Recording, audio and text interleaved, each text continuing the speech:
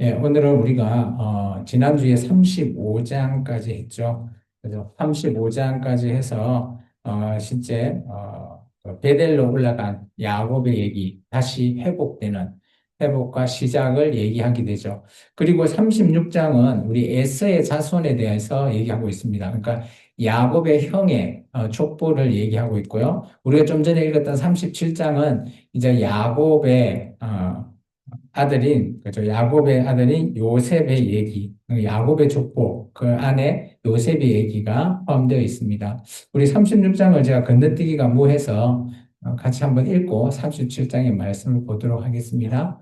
에스 곧 에돔의 족보는 이러하니라. 에스가 가나안 여인 중 헷 족속 엘론의 딸 아다와 히위 족속 시본의 딸인 아나의 딸 오홀리반을 자기 아내로 맞이하고 또 이스마엘의 딸 느바요스의 누이 바스맛을 맞이하였더니 아다는 엘리바스를 에스에게서 낳고 바스맛은 느우엘을 낳았고 오홀리바는 여우스와 알람과 고라를 낳았으니 이들은 에스의 아들들이요 가나안 땅에서 그에게 태어난 자들이더라. 에스가 자기의 아내들과 자기의 자녀들과 자기 집의 모든 사람과 자기의 가축과 자기의 모든 짐승과 자기가 가나안 땅에서 모은 모든 재물을 이끌고 그의 동생 야곱을 떠나 다른 곳으로 갔으니 그 두 사람의 소유가 풍부하여 함께 거주할 수 없음이라.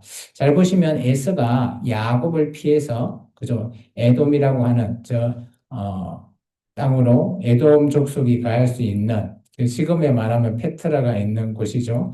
그곳에서 오늘 거주하게 됩니다. 그들은 거주하는 땅이 그들의 가축으로 말미암아 그들을 용납할 수 없었더라.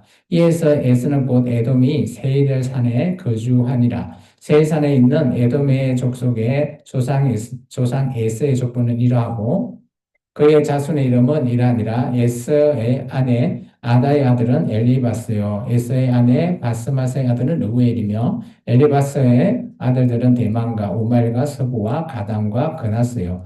에스의 아들 엘리바스의 첩 딥나는 아멜렉을 엘리바스에게서 낳았으니 이들은 에스의 아내 아다의 자손이며 르우의 아들들은 나학과 세라와 삼마와 미산이 이들은 에스의 아내 바스맛의 자손이며 스보온의 손녀 아나의 딸에서의 아내 오홀리바의 아들들은 이러하니 그가 여우스와 얄lem과 고라에서 에스에게서 나왔더라.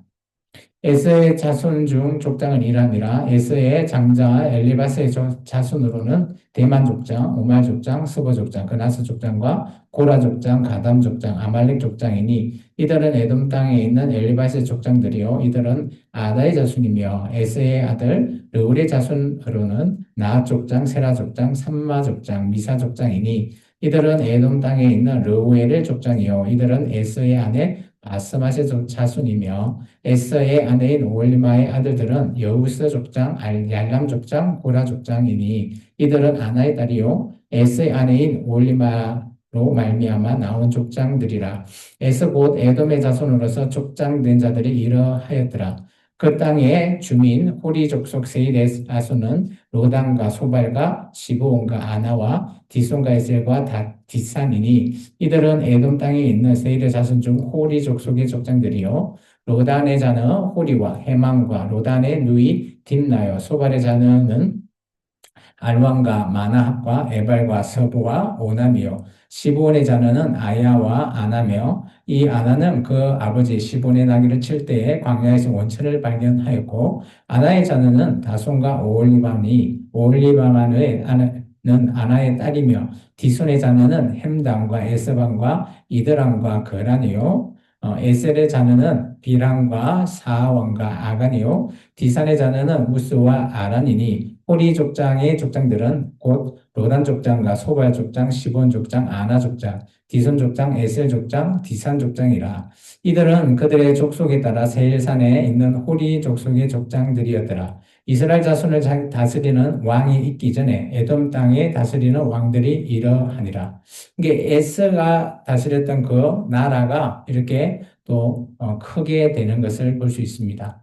볼의 아들 벨라가 에돔의 왕이 되었으니 그 도성의 이름은 단하바며 벨라가 죽고 보스라 사람 세라의 아들 요밥이 그를 대신하여 왕이 되었고 요밥이 죽고 대만 족속의 땅의 후삼이 그를 대신하여 왕이 되었고 후삼이 죽고 그다시 아들 곧 모압들의 미디안 족속의 친 핫다시 그를 대신하여 왕이 되었으니 그 도성의 이름은 아윗이며 하단이 죽고 마스레가의 삼나가 그를 대신하여 왕이 되었고 삼나가 죽고 유브라데 강병 르호봇의 사울이 그를 대신하여 왕이 되었고 사울이 죽고 악볼의 아들 바알 하나니 그를 대신하여 왕이 되었고 악볼의 아들 바알 하나니 죽고 하달이 그를 대신하여 왕이 되었으니 그 도성의 이름은 바오며 그 아내의 이름은 머헤다벨이니 마드레스의 딸이요 메사합의 손녀더라.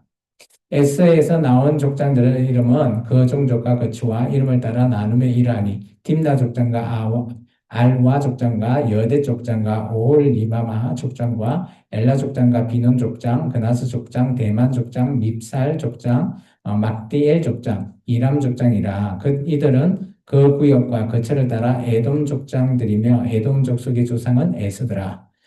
그래서 에스가 이렇게 나라를 다스리고 족보를 얘기하게 됩니다. 이제 우리가 37장을 이제 우리가 좀 살펴보게 됩니다. 37장은 이제 야곱의 얘기를 족보 얘기를 계속해서 하게 됩니다. 우리가 종족 삶의 흔적과 고난 속에서 하나님이 어디 계시는가 이런 질문을 던지죠. 아마 야곱은 그저 그 세겜에서 자기의 딸인 딥나의 그런 강간 사건으로 말미암아 또 사람을 죽이게 되고 쫓기게 되고 실제 하나님께서 35장에 베들로 올라가라 했던 그곳에서 실제 다시 회복되었습니다. 그때 하나님이 어디 있는지를 세겜에서 미리 찾았다라면 이렇게 큰 사건이 일어나지 않았죠. 성경은 우리에게 분명히 말합니다. 하나님은 보이지 않는 손으로 모든 것을 주관하시며 선을 이루시는 분이시다라는 것이죠. 오늘 본문 창세기 37장은 이제 그런 야곱의 그죠 자녀 중에 요셉이라고 하는 인물을 오늘 보여줍니다. 끝으로 보기에는 형제들의 시기를 받고 아버지가 또한 그죠 자기가 가장 아꼈던 아내 라헬의 자녀이기 때문에 정말 편애하게 되죠. 그런 말미암아 나중에 우리가 잘 알지만 노예로 팔려가는 그 비극적인 장면이 37장에 속해 있습니다. 이 모든 사건 뒤에는 하나님의 섭리의 손길이 분명히 존재합니다. 왜 그럴까요? 나중에 우리가 보시면 이 가나안 땅에 흉년이 들게 되고 그리고 결국은 애굽으로 팔려갔던 그의 아들 요셉이 총리가 되어서 다시 이스라엘을 구원하는 정말 놀라운 하나님의 섭리가 보이고 있기 때문이죠. 우리 37장 우리가 1절부터 잠깐 좀 한번 읽어볼까요? 야곱이 가나안 땅 곧 그의 아버지가 거주하던 땅에 거주하였으니 야곱의 족보는 이러하니라. 이제 야곱에 대한 족보를 다시 한 번 더 에세의 족보 다음에 야곱의 족보를 소개하고 있습니다. 요셉이 17세의 소년으로 그의 형들과 함께 양을 칠 때 그의 아버지의 아내들 비라와 실바의 아들들과 더불어 함께 있었더니 그가 그들의 잘못을 아버지에게 말하더라. 요셉은 노년에 얻은 아들이므로 이스라엘이 여러 아들보다 그를 더 사랑함으로 그를 위해 채색옷을 지었다라고 되어 있습니다.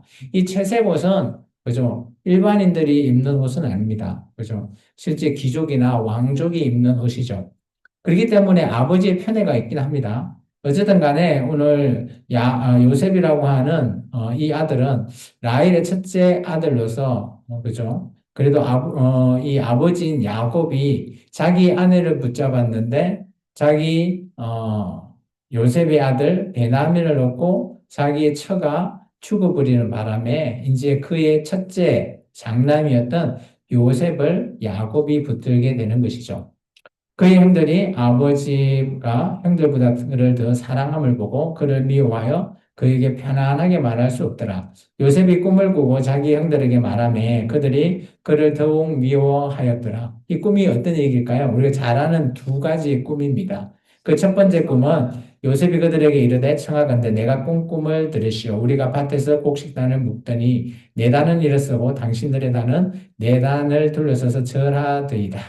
그죠? 그래서 자기는 서 있는데 절한다라는 것은 그죠? 자기 형들이 자기에게 고개를 숙이는. 근데 나중에 실제적으로 이것이 총리가 되었을 때 일어나는 사건이죠. 그 형들은 그에게 이르되 내가 참으로 우리의 왕이 되겠느냐 참으로 우리를 다스리겠느냐 하고 이 사건은 나중에 그대로 이루어집니다. 그의 꿈과 그로 말미암아 그를 더욱 미워하더니 요셉이 다시 꿈을 꾸고 그의 형들에게 말하되 내가 또 꿈을 꾼적 해와 달과 열한 별이 내게 절하더이다 하니라. 이 꿈의 해석은 물론 이게 애굽에 갔을 때 총리가 되는 거는 꿈도 있겠지만 이게 나중에 요한계시록까지 이어집니다. 그래서 요한계시록 보면 해달 12별의 그죠 여인이 등장하죠. 그것이 이스라엘 여인입니다. 그래서 그로 말미암아 우리가 12장에 요한계시록 12장에 보면 그죠 철장 만국을 다스리는 예수님의 탄생을 얘기하고 있습니다. 마리아가 아니에요. 이스라엘을 얘기합니다. 그가 그의 꿈을 아버지와 형들에게 말하매 아버지가 그를 꾸짖고 그에게 이르되 내가 꾼 꿈은 무엇이냐? 나와 내 어머니와 내 형들이 참으로 가서 땅에 엎드려 내게 절하겠느냐? 그의 형들이 시기하되 그의 아버지는 그 말을 간직해 두었더라. 남들은 다 요셉을 시기하지만, 그죠? 아버지인 야곱은, 그죠? 간직했다라는 의미가 참 중요한 의미인 것 같습니다. 오늘 첫 번째 이 말씀은 하나님의 꿈은 인간의 한계를 넘어서는 그죠. 언젠가는 이루어질 그런 역사하신다라는 걸 우리가 볼 수 있죠. 우리 인간에는 한계가 있습니다. 근데 그 한계를 뛰어넘을 수 있는 분은 하나님밖에 안 계시죠. 요셉이 아직 철이 들던 17살 때의 모습이었죠. 요셉이 그 두 꿈은 하나님께서 그래서 앞으로 일어날 일을 예언하고 있는 겁니다. 그러나 하나님은 그것을 요셉의 그죠 보여는 줬지만 그 꿈이 어떤지를 해석까지는 보여주지 않았죠. 그래서 요셉은 그런 꿈을 통해서 앞으로 꿈을 해석하는 자, 그런 자로 세워지게 됩니다. 미숙한 요셉에게도 하나님께서 꿈을 주시고 하나님의 계획은 그죠? 사람의 자격에게 제한하지는 않죠. 하나님은 준비된 자만 아니라 준비시켜가는 분이라는 것을 우리가 볼 수 있습니다. 오늘 저와 여러분도 마찬가지죠. 우리가 하나님의 자녀로서 지금 살아가잖아요. 그러면 우리가 가는 이 길이 마냥 우리가 내가 너무 남도 못하다고 너무 열등감 가지지 마시라는 거죠. 비교하지 마시라는 겁니다. 하나님은 자격이 준비되어 있지 않으면 그죠? 준비시키면서 만들어가는 분이 바로 하나님이시라는 것을 보여줍니다. 요셉은 자기가 꾼 꿈이 어떤 내용인지 모르기 때문에 모든 것들을 다 말해버려요. 근데 그 꿈이 어마어마한 내용이라는 거죠. 나중에 요셉이 총리가 되고 나서부터 그가 이 꿈이 어떤 꿈인지 아마 깨닫게 됩니다. 그만큼 하나님께서는 이 모든 것들을 그죠 하나님의 섭리는 보이지 않는 그런 손에서 이루어진다라는 겁니다. 하나님의 계획은 그죠 오해와 거절이 아니라 고난의 시작이 되지만 하나님의 섭리로부터 출발되어지고 그것이 바로 하나님의 그죠 방식이라는 것을 우리가 좀 기억했으면 좋겠습니다. 그래서 우리의 인생이 나는 못해, 나는 남들보다 뛰어나지 못해서 못할 거야. 이게 아니라는 겁니다. 하나님은 많은 일을 하지만 그 중에 나를 택해서 그 일도 하게 하시는 분이에요. 남보다 뛰어나서 내가 하는 것이 아니라 하나님이 나로 인해서 그 일을 하게 하시는 분이 바로 하나님이라는 거죠. 우리는 그런 하나님의 섭리를 꼭 좀 깨달았으면 좋겠습니다. 계속 말씀을 보겠습니다. 그 형들이 세겜에 가서 아버지의 양떼를 칠 때에 이스라엘이 요셉에게 이르되 내 형들이 세겜에서 양을 치지 아니하느냐 너는 그들에게로 보내리라. 요셉이 아버지에게 대답하되 내가 그리 하겠나이다. 이스라엘이 그에게 이르되 가서 내 형들과 양떼가 다 잘 있는지 보고 돌아와 내게 말하라 하고 그를 헤브론 골짜기에서 보내니 그가 세겜으로 가니라. 아마 양을 치러 갈 때는 그저 베델에서 가까운 세겜으로 간 것 같아요. 어떤 사람이 그를 만난즉 그가 들에서 방황한지라 그 사람에게 그에게 물어 이르되 내가 무엇을 찾느냐 그가 이르되 내가 내 형들을 찾으러 청하건대 그들의 양을 치는 곳을 내게 가르쳐 주소서. 그 사람이 이르되 그들이 어디 여기서 떠났느니라 내가 그들의 말을 들으니 도단으로 가자 하더라 하니라. 그래서 아마 도단이라고 하는 곳이 그렇게 멀지 않는 곳에 있습니다. 실제 위치상. 그래서 요셉이 그의 형들을 뒤를 따라 가서 도단에서 그들을 만나니라. 요셉이 그들에게 가까이 오기 전에 그들이 요셉이 멀리서 보고 죽이기를 깨했답니다. 어떻게 요셉이 멀리 오는데 제가 요셉이 동생인 요셉인지 알았을까요? 그죠? 채색욕도 있을 것 같고 또한 요셉 우리 같은 경우도 보통 멀리 있지만 그죠? 우리의 그림글이나 이 움직임 패턴이, 그죠? 눈에 보인다라는 거죠. 그리고 서로 이르되 꿈을 꾸는 자가 오는도다. 자, 그를 죽여 한 구덩이에 던지고 우리가 말하기를 악한 짐승이 그를 잡아먹었다 하자. 그의 꿈이 어떻게 되는지 우리가 볼 것이니라 하는지라. 아마 그 형들은 그냥 시기와 질투 때문에 자기 동생이 보이지 않는 거예요. 그냥 죽이고만 싶다 이런 생각밖에 없는 거죠. 르우벤이 듣고 요셉을 그들의 손에서 구원하려 하여 이르되 우리가 그의 생명을 해치지 말자. 르우벤이 또 그들에게 이르되 피를 흘리지 말라. 그를 광야 그 구덩이에 던지고 손을 그에게 대지 말라 하니. 르우벤은 왜 그랬을까요? 제 생각은 르우벤이 첫째이기 때문에 그래도 자기의 동생이잖아요. 그래서 아마 이랬던 것 같죠. 이는 그가 요셉을 그들의 손에서 구출하여 그의 아버지에게로 돌려보내려 함이었더라. 요셉이 형들에게 이르매 그의 형들이 요셉의 그가 입은 채색 옷을 벗기고 그를 잡아 구덩이에 던지니 그 구덩이는 빈 것이라. 그 속에는 물이 없었더라. 저는 이 24절을 보고, 이것도 하나님의 섭리 아니냐. 하나님의 어떻게 보면 계획이죠. 물이 있었다면 아마 빠져서 죽을 수밖에 없는 그런 부분이죠.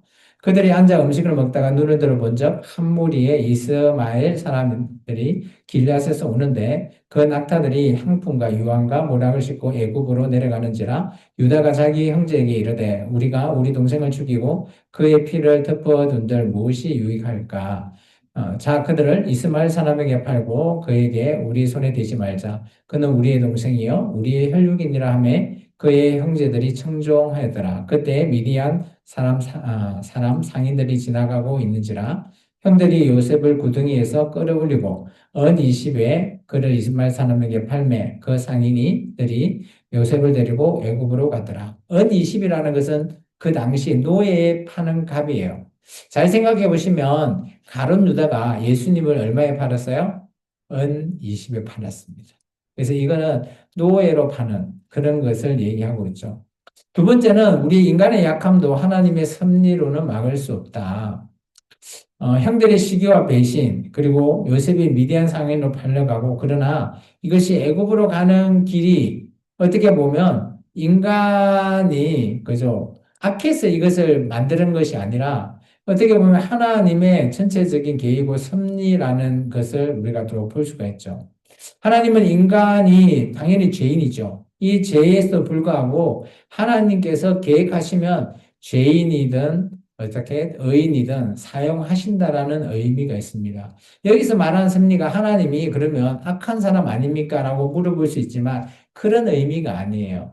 우리가 악할 수도 있고, 그죠? 어려울 수도 있지만 하나님의 섭리 속에, 계획 속에서는 그 누구도 사용하십니다. 놀라운 거는 바벨론 포로로 잡혀갔던 이스라엘 민족을 구원하기 위해서 하나님이 누굴 쓰죠? 그죠? 페르시아를 정복했던, 그죠? 고레스를 써서 바벨론을 정복하게 해버립니다. 그러면 이 고레스를 이사야서 보면 나의 종, 그죠? 이렇게 얘기합니다. 그러면 그 종이 뭐예요? 그죠? 놀랍지 않습니까? 하나님이 고레스를 보고 이방인인데 나의 종이라고 쓰고 그를 그 섭리 속에서 그 일을 행하게 하신다라는 거죠. 그리고 우리 인간은 많이 악하기도 합니다. 언제나 악은, 그죠? 죄에서부터 시작해서 하나하나 이 죄가 점점점 장성해 가죠. 이 악함으로 말미암아 그렇게 우리가 막 하나님의 계획을 막는다라고 할지언정 우리는 막을 수 없다라는 거죠. 하나님의 계획은 그 인간의 모든 악함 속에서도 하나님의 뜻대로 이루어 간다라는 걸 말하는 겁니다. 그게 뭔가 하면 요셉이 애굽으로 가게 되는 것은 제 생각은 하나님의 계획이시다. 왜냐 나중에 이스라엘 민족을 구원하시고 그죠? 애굽으로 애굽시키는 그 계획을 가지고 계신다라는 것을 볼 수 있습니다.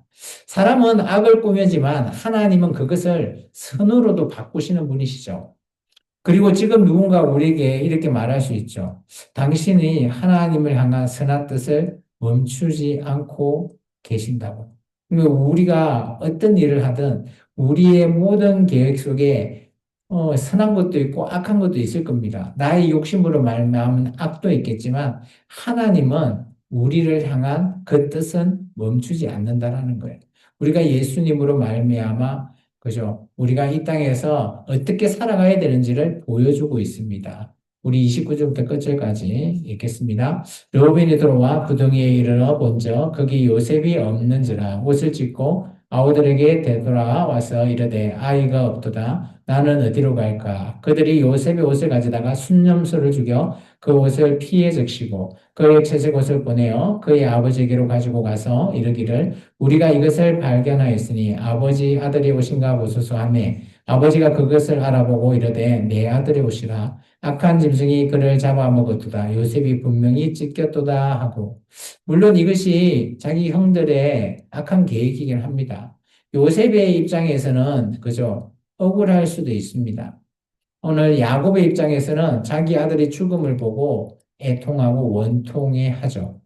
오늘 우리가 좀 봐야 될 인물들이 야곱과 자기 형제들, 그리고 요셉 세 인물을 중심으로 좀 보면 좋겠습니다. 자기 옷을 찢고 굵은 배로 허리를 묶고 오래도록 그의 아들을 위하여 애통하니 그의 모든 자녀가 위로하되 그가 그를 위로를 받지 아니하여 이르되 내가 슬퍼하며 서울로 내려가 아들에게로 가리라 하고 그의 아버지가 그를 위하여 울더라. 그 미디안 사람들은 그를 애굽에서 바로의 신하 친위대장 보디발에 팔았더라. 이 36절에 이 부분도 참 하나님의 계획하신 대로 보이시죠? 많은 사람들 중에 그죠? 그래도 왕 다음에 그죠? 친위대장인 보디발이라고 하는 그 집에 팔리게 되는 또 요셉의 그런 또 새로운 시작을 또 알리게 되죠. 오늘 이 아들들이 그죠? 야곱을 위로하지만 그 위로를 받지 않죠. 야곱 입장에서는 참 애통할 겁니다. 앞이 캄캄하죠. 자기가 붙들고 있었던 요셉이 없어지는 거죠.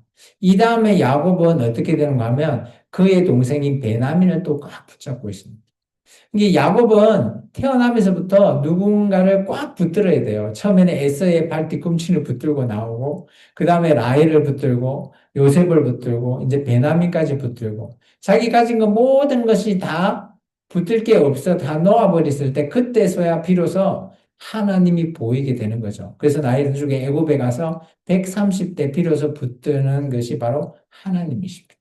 오늘 우리도 물론 우리가 붙잡고 가는 것들 이런 것들에 대해서는 뭐 각자의 그죠 그런 성향이 있기 때문에 뭘 하진 않습니다. 그렇지만 우리가 꽉 붙들어야 될 것이 뭐냐 우리가 한번 또 돌이켜 볼 필요가 있죠. 아마 야곱의 입장에서 보면 상실과 고통 속에 그런데 하나님께서는 그 속에서도 일하고 계시는 거죠. 요셉 입장에서는 애굽으로 팔려가면서 그 고통과 고난이 있는 거고요. 그리고 야곱은 정말 아들이 죽었다라고 생각하기 때문에 깊은 슬픔이 있었습니다. 근데 그 중에서 그 형제들 중에서도 오늘 유다라고 하는 그죠 팔았던 그 그죠 유다 형이 나중에 집을 나가게 되는 거죠. 그 스토리가 나중에 우리가 읽게 될 38장이죠. 38장의 얘기가 다음 주에 볼 거고요. 그런데 이런 모든 것들은 하나님께서 침묵하고 있는 것 같이 보이지만 하나님이 일하고 있다는 거죠. 고통의 순간에도 하나님의 섭리는 멈추지 않는다라는 겁니다. 내가 하는 모든 곳에 장벽이 있고 문제가 있고 고통이 있을 때도 우리가 그래서 하나님이 나를 보고 있지 않으셔. 나의 모든 일들을 그죠? 나의 기도도 응답하지 않고 내가 어떻게 해야 돼? 라고 하면서 하나님을 붙잡지 않고 놔버린다면 그죠? 그것은 좀 헛돼 보이는 거죠. 오늘 우리가 이 창세기 이 37장의 말씀을 통해서 하나님께서는 우리에게 말하지 않는 이 침묵 속에서도 하나님은 우리를 위해서 지금 멈추지 않고 일하고 계심을 우리가 느껴야 될 줄 믿습니다.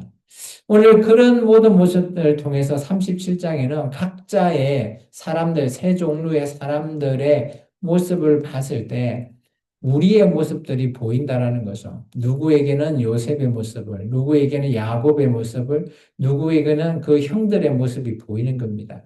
때로는 내가 형처럼 비난 질투를 하고 있지 않는지, 때로는 내가 아무 잘못도 없는데 나도 모르는 고난을 받고 있지 않는지, 누구는 또한 내가 가장 소중한 것을 잃어버렸다든지 그런 걸 통해 고통으로 슬퍼하고 있는 우리의 모습이 담겨 있는 게 바로 37장 같습니다. 그래서 제가 세 종류의 이 사람들이 하고 있는 그 안에서 우리가 그래도 반드시 찾아봐야 될 게 뭔가 하면 그런 각자의 자리에 힘들고 어려움 속에서도 보이지 않는 손이 있다라는 겁니다. 그거에 바로 하나님의 섭리라는 겁니다. 그 손은 지금도 우리를 붙들고 있다라는 거예요. 하나님은 나를 붙들고 있는데 나는 다른 것을 붙들고 있다. 야곱은 요셉을 붙들고 베냐민을 붙들고 오늘 우리는 누구를 과연 붙들고 있습니까? 오늘 결국 우리는 하나님의 뜻을 이루는 길 그것을 봐야 되는 겁니다. 그것이 바로 하나님 안에 하나님의 섭리가 이루어지고 오늘 나와 함께 하나님의 일하심이 보입니다. 저는 이번 우리가 여름에 있는 성경 강좌를 통해서 정말 이례지만 첫 시작이죠. 저는 정말 이게 하나님의 섭리이자 계획이지 않겠나라고 봅니다. 제가 열심히 이거 성경 강좌를 하고자 했지만 제가 계획했을 때는 이루어지지도 않았어요. 그런데 우리 집사님이 합시다. 하고 나서 이 계획이 그다음 쉽게 이루어지면서 지금 준비하고 있습니다. 아마 8월 달 이 성경 강좌가 어떤 모습으로 우리가 진행되고 그것이 끝났을 때 정말 어떻게 될지는 알 수 없지만 정말 그 모든 것들이 하나님의 섭리 속에 있다면 정말 우리가 열심히 준비하고 또 그 속에서 열심히 하나님이 어떤 분이신지를 우리가 찾기를 원합니다. 하나님은 지금 우리가 보이지 않는 손으로 계속 붙들고 계시고 또 우리가 나아가는 정말 생명나무 교회의 그 계획에 하나님께서 일하고 계심을 믿습니다. 물론 지금 우리 교회가 가득 차지 못하고 적은 숫자로 예배를 드리지만 아마 이런 모든 것들이 하나님의 계획하심으로 우리가 한 발짝 한 발짝 나아가는 것, 그것이 하나님의 뜻이 아닐까 봅니다. 따라서 저는 오늘 이 말씀을 통해서도 하나님께서는 일하고 계신다. 또 하나님께서는 우리 한 명 한 명을 통해서 하나님께서 그 일을 하실 때 오늘 하나님의 뜻을 이루어 나가시는 분, 물론 우리가 어떤 상황에 있을지는 알 수 없지만 그 상황에서도 우리가 붙잡아야 될 손은 바로 하나님이시라는 것을 꼭 기억하시기를 주의 이름으로 축원합니다. 기도하겠습니다.